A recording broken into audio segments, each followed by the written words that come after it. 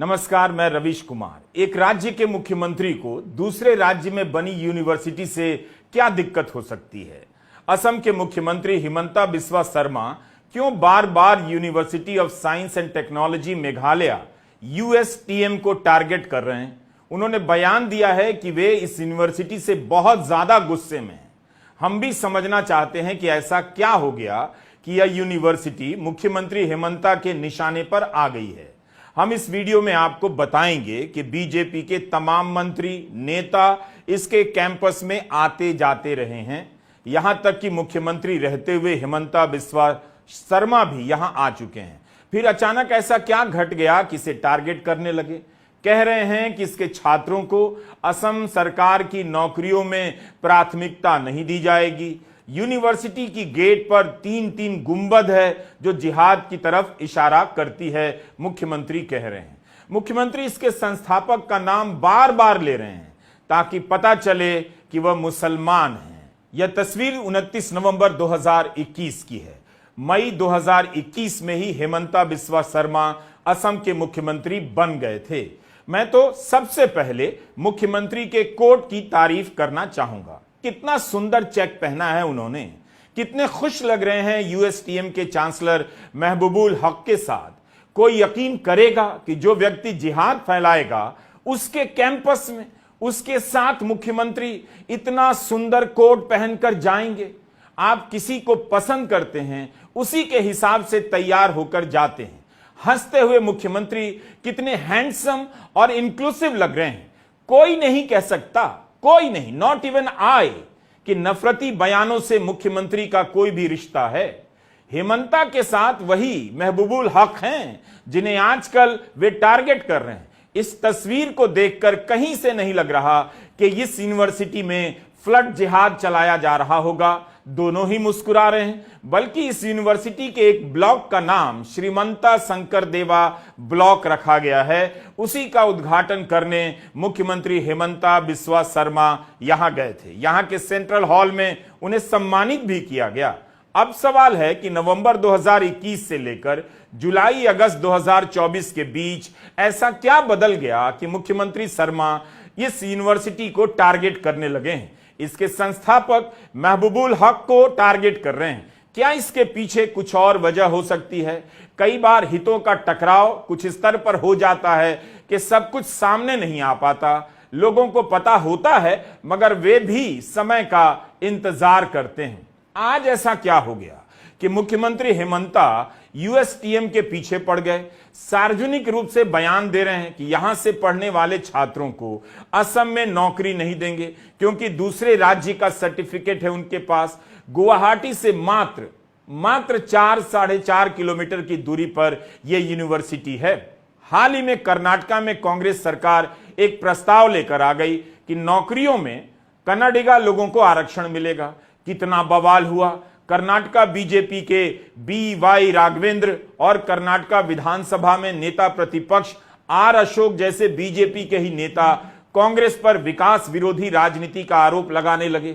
लेकिन यहां तो बीजेपी के ही मुख्यमंत्री एक यूनिवर्सिटी से पास किए हुए छात्रों को टारगेट कर रहे हैं। कह रहे हैं अन्य राज्यों की यूनिवर्सिटियों पर भी ऐसी शर्त लगा देंगे। तमाम अखबारों में हिमंता बिस्वा शर्मा के बयान भरे पड़े हैं। मुख्यमंत्री ने कहा है कि यूएसटीएम से पास होने वाले छात्रों को असम की नौकरियों में बैठने नहीं दिया जाएगा। उनके लिए एक और परीक्षा होगी और इसके लिए कानून विभाग से पता लगाने के लिए कहा गया है। वे असम ही नहीं, कर्नाटका, पश्चिम बंगाल की यूनिवर्सिटी के साथ भी ऐसा करेंगे। मगर उनका गुस्सा यूएसटीएम को लेकर ज्यादा है। कह रहे हैं कि यूएसटीएम से पास हुए छात्रों की डिग्री दूसरे राज्य की है। हिमंता बिस्वा शर्मा पूर्वोत्तर के प्रभारी हैं। अब खुद ही पूर्वोत्तर के 2 राज्यों के बीच डिग्री के बहाने विवाद पैदा कर रहे हैं। क्या बीजेपी का केंद्रीय नेतृत्व इस तरह की राजनीति को मंजूरी देता है कि एक यूनिवर्सिटी की डिग्री को असम की नौकरी में इसलिए प्राथमिकता नहीं दी जाएगी कि उसकी डिग्री दूसरे राज्य की है? मेघालय की यूनिवर्सिटी की डिग्री को असम की नौकरियों में मान्यता क्यों नहीं दी जाएगी? उन्हें कैसे एक दूसरी परीक्षा के लिए बाध्य किया जा सकता है? संविधान के किस नियम के तहत ऐसा किया जा सकता है? जबकि उस यूनिवर्सिटी में असम के भी छात्र बड़ी संख्या में पढ़ते हैं। क्या इस तरह की राजनीति से भारत में यूनिवर्सिटियां बेहतर हो जाएंगी? University of science and technology Meghalaya USTM 2008 से चल रही है। यह यूनिवर्सिटी जिस पहाड़ी पर बनी है वो गुवाहाटी से नजदीक है। असम के भी छात्र यहां पढ़ते हैं। महबूबुल हक अलीगढ़ मुस्लिम यूनिवर्सिटी के छात्र रहे हैं। उन्होंने मेघालय में एक यूनिवर्सिटी बना दी जो आज भारत की 200 यूनिवर्सिटियों में से आती है। यह वीडियो यूनिवर्सिटी का है, जाहिर है अपने प्रचार के उद्देश्य से बनाया गया है, लेकिन आप इसमें बीजेपी के कई मंत्रियों को यहां आते जाते देख सकते हैं। पूर्व राष्ट्रपति रामनाथ कोविंद भी 2-2 बार आकर जा चुके हैं। प्रधानमंत्री की आर्थिक सलाहकार परिषद के सदस्य विवेक देबरॉय हैं।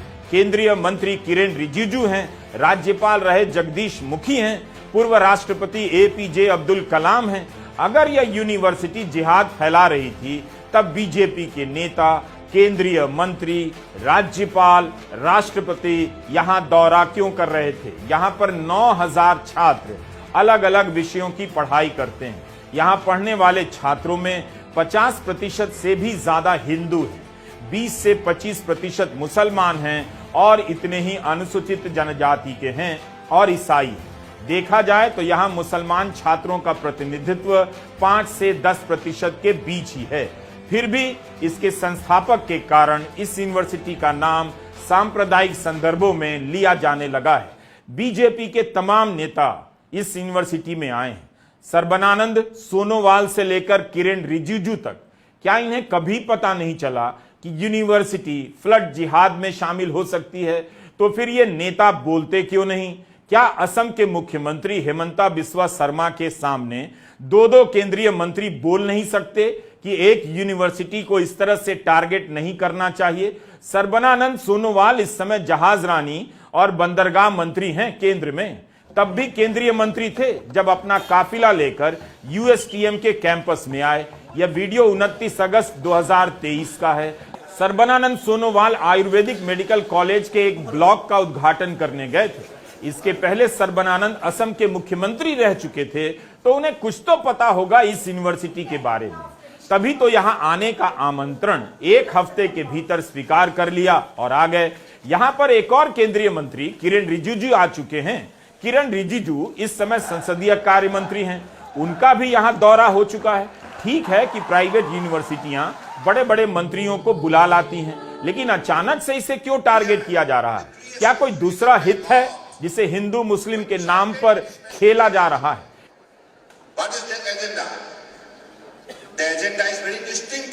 इस पूरी यूनिवर्सिटी को फ्लड जिहाद से जोड़कर मुख्यमंत्री हिमंता बिस्वा ने एक खतरनाक पहल कर दी है और उससे भी ज्यादा केंद्रीय मंत्रियों की चुप्पी ने। पता चलता है कि सांप्रदायिक राजनीति का विरोध करने का उनमें साहस नहीं है। हिमंता बिस्वा शर्मा के सामने पूर्वोत्तर और असम के इन दिग्गज मंत्रियों की भी नहीं चलती है, वरना वे इसका खंडन तो कर सकते थे कि इस यूनिवर्सिटी में हम गए हैं, उसका किसी प्रकार की जिहाद से कोई संबंध नहीं। अब आप यह तस्वीर भी देखिए, विदेश मंत्री एस जयशंकर की है। विदेश मंत्री एस जयशंकर को USTM की तरफ से न्योता दिया जा रहा है। यहां पर जयशंकर के पिता की याद में एक लेक्चर सीरीज शुरू की जा रही है। पहला के सुब्रमण्यम लेक्चर देने के लिए उन्हें बुलाया जा रहा है। यह तस्वीर उसी वक्त की है और यूनिवर्सिटी की वेबसाइट पर है। लेक्चर अभी नहीं हुआ है। क्या हिमंता बिस्वा शर्मा के बयान के बाद अब जयशंकर यहां नहीं आएंगे? इन तस्वीरों और वीडियो से यही तो पता चलता है कि बीजेपी के मंत्रियों का इस यूनिवर्सिटी के साथ नाता ताल्लुकात अच्छा रहा होगा। फिर अचानक ऐसा क्या हो गया कि मुख्यमंत्री हिमंता टारगेट करने लग गए और बाकी सारे मंत्री चुप हो गए? टारगेट करने के क्रम में मुख्यमंत्री एक यूनिवर्सिटी को जिहाद से जोड़ रहे हैं। यह बहुत खतरनाक है। प्रधानमंत्री मोदी किसके संतुष्टिकरण के लिए इस तरह के तुष्टिकरण को बर्दाश्त करते हैं? क्या हिमंता का एक यूनिवर्सिटी को टारगेट करना, उसके संस्थापक का नाम लेकर टारगेट करना, पता चले कि महबूबुल हक कौन है, यह तुष्टिकरण नहीं है? किसी को तो संतुष्ट करने के लिए यहां पढ़ने वाले 9000 छात्रों के भविष्य से खिलवाड़ किया जा रहा है, जबकि यहां ज्यादातर हिंदू छात्र हैं और हिंदू छात्र नहीं भी होते तो भी क्या यह आधार हो सकता है कि इस तरह से किसी यूनिवर्सिटी को आप टारगेट करें? मुख्यमंत्री हिमंता कैसे कह सकते हैं कि यहां पढ़ने वाले छात्रों को असम में नौकरी नहीं दी जाएगी और उन्हें अलग से परीक्षा देनी होगी, जबकि इसमें असम के भी छात्र बड़ी संख्या में पढ़ते हैं। यहां पढ़ाने वाले शिक्षक सभी समुदायों के, कई शिक्षकों ने पेटेंट कराए हैं, उनमें हिंदू ही ज्यादा नजर आते हैं। इसकी वेबसाइट पर आप भी जाकर देखिए कितनी विविधता है। इसके वाइस चांसलर का नाम गौरी दत्त शर्मा है, जो अपने संदेश में विवेकानंद को उद्धृत करते हैं कि अगर शिक्षा की पहचान सूचना से है तो लाइब्रेरी महान संत है और एनसाइक्लोपीडिया ऋषि, यह सब वेबसाइट पर मिलेगा। इस यूनिवर्सिटी की सलाहकार परिषद में हिंदू, मुस्लिम, ईसाई सबका प्रतिनिधित्व है। इसमें यूजीसी के तीन पूर्व अध्यक्ष हैं, बॉम्बे यूनिवर्सिटी के पूर्व वाइस चांसलर हैं। यहां भूपेन हजारिका की जयंती और पुण्यतिथि मनाई जाती है। प्रोफेसर BK दास यहां के प्रो वीसी हैं। नैक ने इसे 4 पॉइंट स्केल पर 3.07 CGPA के साथ A ग्रेड में रखा है। इसी अगस्त में 2024 में NIRF की रैंकिंग आई है। इसमें चोटी की 200 यूनिवर्सिटियों में से इसे स्थान मिला है, 151 के आसपास। पूरे उत्तर पूर्व की यह अकेली प्राइवेट यूनिवर्सिटी है जिसने लगातार तीसरी बार ऐसी रैंकिंग हासिल की है। यह सब कितना दुखद है। लव जिहाद या फ्लड जिहाद की बोगस राजनीति ने हम सबको इस स्तर पर ला दिया है।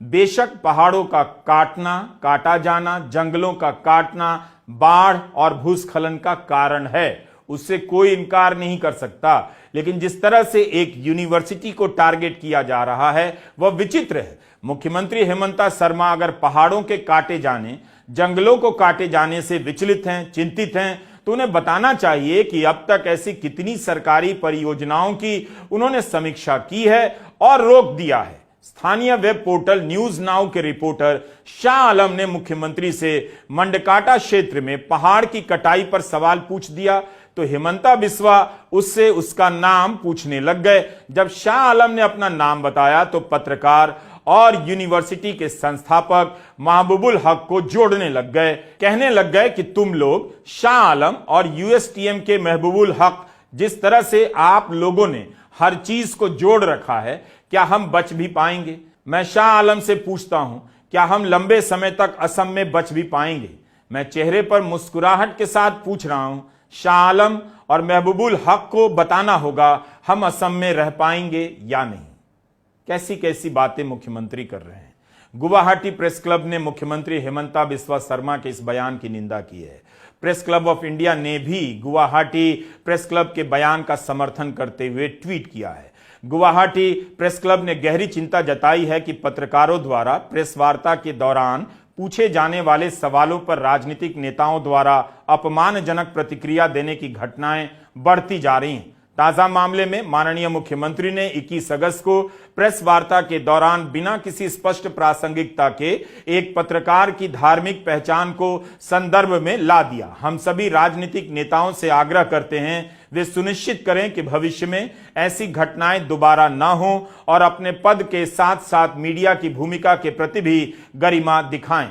प्रेस क्लब ऑफ इंडिया इस बयान को रीट्वीट करते हुए लिखता है कि राजनेताओं को सलाह दी जाती है कि वे पत्रकारों की जाति, पंथ, धर्म या जातीयता के खिलाफ व्यक्तिगत टिप्पणी ना करें।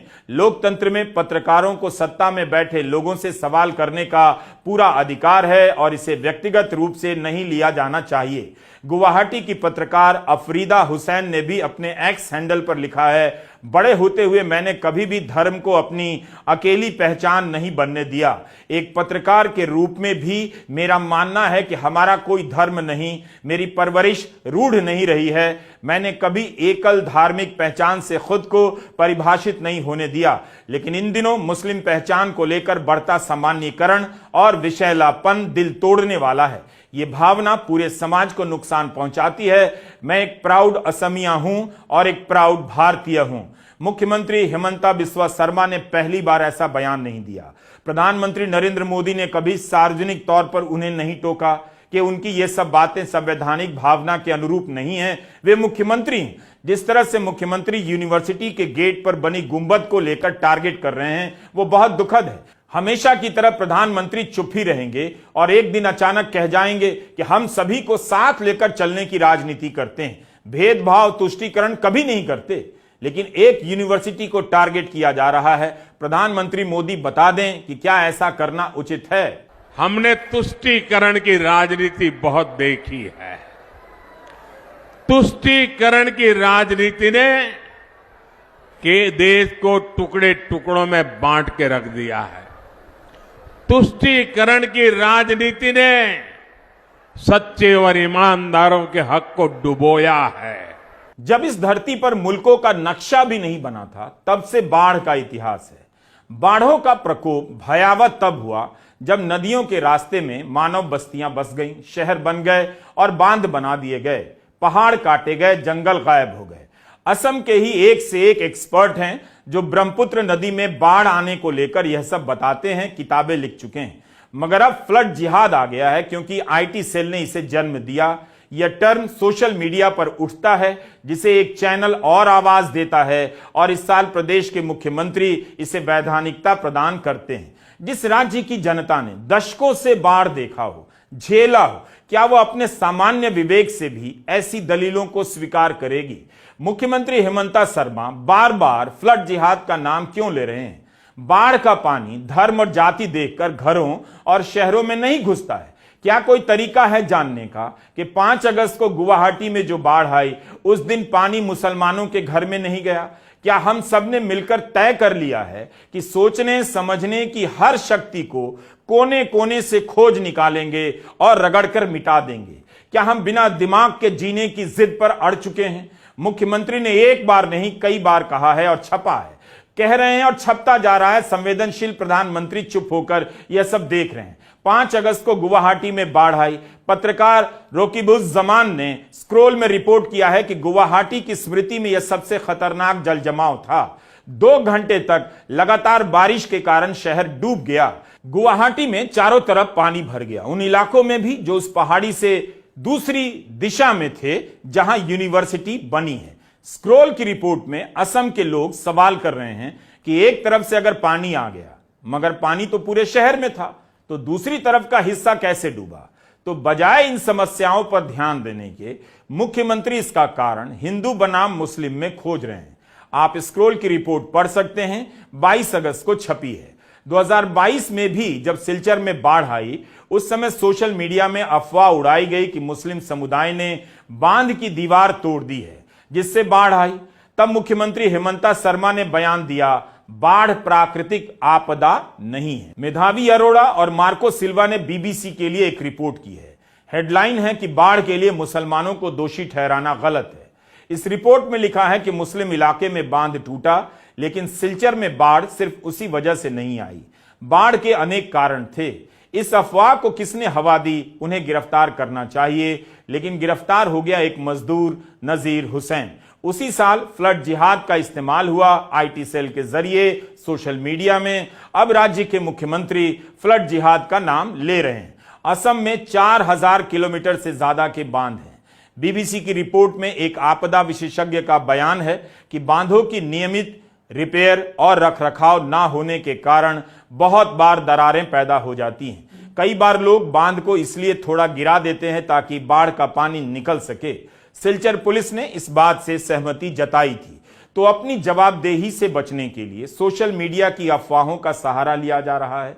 इशारों इशारों में मान्यता दी जा रही है। यही सब चल रहा है। असम को क्या हो गया है? क्या वहां के लोगों को पता नहीं कि बाढ़ की चपेट में हिंदू भी आते हैं, मुस्लिम भी आते हैं? क्या उन्हें पता नहीं कि असम में बाढ़ क्यों आती है, शहर में पानी क्यों भरता है? दिल्ली और गुरुग्राम में भी बारिश होते ही पानी जम जाता है। तो क्या यहां भी कोई फ्लड जिहाद चल रहा है, बारिश जिहाद चल रहा है? मुख्यमंत्री शर्मा ने गुवाहाटी में आई बाढ़ के लिए प्राइवेट यूनिवर्सिटी को जिम्मेदार ठहराया है। असम के मुख्यमंत्री ने कई तरह के जिहाद का आविष्कार किया है। अखबारों में आपको उनके नाम से कई प्रकार के जिहाद मिल जाएंगे। लैंड जिहाद, लव जिहाद, फर्टिलाइजर जिहाद, फ्लड जिहाद। कुछ 2-4 जिहाद मुझसे छूट गया हो तो खता के लिए माफी चाहता हूं। मालूम पड़ता है मुख्यमंत्री जिहाद खोजने के एक्सपर्ट हो गए हैं। उन्हें अब इन तमाम जिहाद को अपने नाम से पेटेंट करा लेना चाहिए। मुख्यमंत्री को जिहाद करने से अब कोई नहीं रोक सकता है। लेकिन 2020 में जब यूपीएससी का रिजल्ट आया तो उसमें सफल मुस्लिम उम्मीदवारों को लेकर एक चैनल ने यूपीएससी जिहाद नाम से प्रोग्राम बना दिया। मामला सुप्रीम कोर्ट तक गया और सुप्रीम कोर्ट ने नफरती माना, एंकर को भी फटकार लगाई। लेकिन हेमंता के मामले में सुप्रीम कोर्ट से उम्मीद करनी चाहिए या नहीं, यह मैं आपके ऊपर छोड़ता हूं। वैसे गृहमंत्री अमित शाह भी झारखंड में लव और लैंड जिहाद का आरोप लगाने लगे। जब उद्योगपतियों को जमीनें दी जाती हैं, लोगों को उजाड़ दिया जाता है, गोलियां तक चल जाती हैं, तब उसे कोई जिहाद का नाम नहीं दिया जाता। कोई नहीं कहता कि यह लैंड जिहाद है उद्योगपतियों का। किसी भी चीज को जिहाद से जोड़ देने की एक सीमा होती है। ऑल्ट न्यूज के सह संस्थापक मोहम्मद जुबैर का एक किस्सा बताता हूं। जगदीश सिंह नाम के एक व्यक्ति ने जुबैर को जिहादी बोल दिया। अब दिल्ली हाईकोर्ट ने जगदीश से कहा है कि वह माफीनामा जारी करे और 2 महीने तक ट्विटर से उसे नहीं हटाए। कोर्ट ने यह भी बताया है कि माफीनामे में लिखना क्या है, यह बताया है और वे लिखेंगे कि मैं ऊपर किए कमेंट पर पछतावा महसूस कर रहा हूं।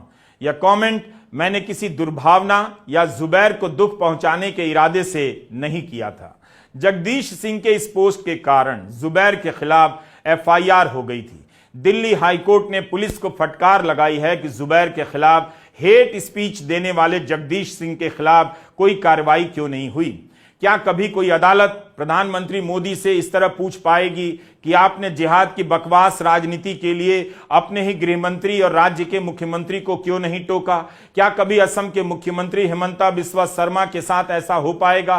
गृहमंत्री अमित शाह के साथ ऐसा हो सकता है कि वे जिहाद की राजनीति से किनारा कर लें? जिहाद की राजनीति कोरी कल्पना है, बोगस है। इसका भूत खड़ा कर समाज को तबाह किया जा रहा है, मुद्दों से भटकाया जा रहा है। लव जिहाद के बारे में आप इस किताब में पढ़िए, पता चलेगा कि लव जिहाद के नाम पर कानून तक बना दिया गया, लेकिन यह कितनी हवाई बात है। इस किताब को श्रीनिवासन जैन, सुप्रिया शर्मा, मरियम अलवी ने लिखा है, एलएफ ने छापा है। बाढ़ को जिहाद से जोड़ना एक ऐसा खतरनाक विचार है जो आपको कहीं का नहीं छोड़ेगा। दुनिया हंसेगी आप पर, लाफ करेगी, लाफिंग। हमने वायनाड के एपिसोड में आपको बताया था, प्रकृति की चेतावनी को नजरअंदाज करने के नतीजे खतरनाक हो सकते हैं। इसी राजनीति के बीच भारत पाकिस्तान के बीच सिंधु जल समझौता भी एक मिसाल है। शिकायतें होती रहती हैं दोनों तरफ से, लेकिन पानी की धारा मोड़कर तबाह कर देने की कोशिश कभी नहीं हुई। हिमंता बिस्वा शर्मा फ्लड जिहाद के बहाने एक यूनिवर्सिटी को टारगेट नहीं कर रहे हैं, वो हमारे आपके विवेक को टारगेट कर रहे हैं। हजारों छात्रों के भविष्य को असुरक्षित कर रहे हैं, उन्हें डरा रहे हैं। नमस्कार, मैं रवीश कुमार।